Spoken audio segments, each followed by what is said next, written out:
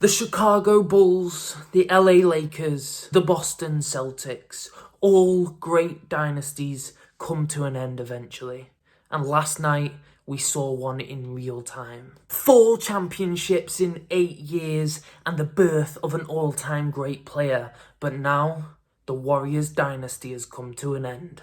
So will the Warriors now capitulate into a tanking team, or will they still remain a contender despite the definite end of their dynasty? Well, first of all, let's talk about last night. LeBron's Lakers absolutely blew out the Warriors. It was a crucial Game 6 and the Warriors just didn't turn up. And there's one person in particular that is catching a lot of heat on social media, kind of unfairly.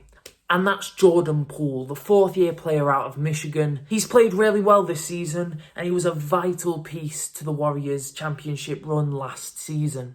But, it's not translated to the playoffs. He'll probably be the first person to admit that he hasn't played that well. But apparently a lot of Warriors fans want him out, and I just don't think that's fair. You can have a few great seasons, you can build up, and then you have a run of a few bad games, and all of a sudden the crowd is against you. This is what it's like in sports. It's so fickle, and I think Jordan Poole is being treated unfairly. However, he did not contribute at all to the Warriors in this run in the playoffs. And him soaking up minutes on the floor without being productive is definitely a reason why the Warriors weren't as competitive in the series against the Lakers as they could have been. But does that mean the Warriors are done?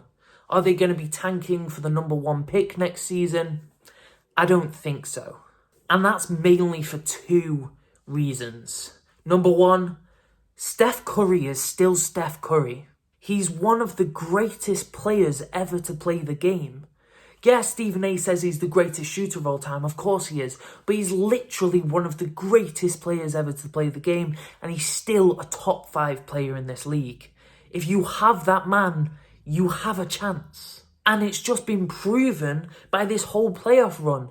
That Kings series, Stephen Curry put the Warriors on his back. The Warriors didn't deserve to win that series, but Stephen Curry made sure they won it. If you have Steph, you've got a chance. And reason number 2, they still have a solid 7-man rotation.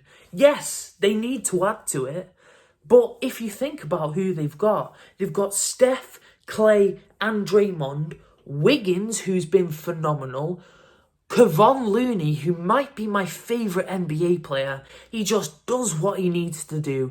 Catches so many offensive boards. It's ridiculous. Then you've got Jordan Poole, who will bounce back. He will play better. Then you've got Gary Payton II, who can bring you a load of defence off the bench. That 7-man rotation is good enough for a lot of playoff teams. Now, the Warriors won't settle for that. Of course, their motto for a number of years was strength in numbers. This season, they didn't really have the numbers. Dante DiVincenzo played well, but I wasn't overly impressed. Jeff Green wasn't great.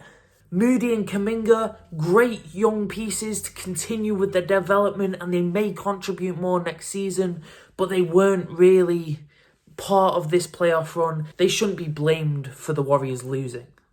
The Warriors still have an amazing core and a good 7-man rotation. They just need to add 1 or 2 more players to it, preferably a veteran that can play well in sparse minutes.